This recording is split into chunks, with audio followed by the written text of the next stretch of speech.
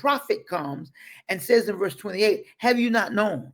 Have you not heard? Some passages say, do you not know? Haven't you already heard? What Isaiah is ultimately trying to get them to understand is that what I'm sharing with you is not new information.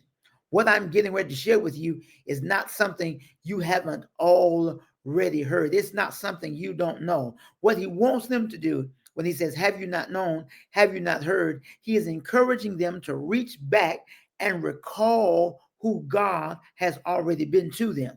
He's encouraging them to reach back and recall who they know God to be, what they know God to be, what they've seen God be already in their lives. And don't miss the shout. What Isaiah ultimately wants them to see is what God has been, God can still be.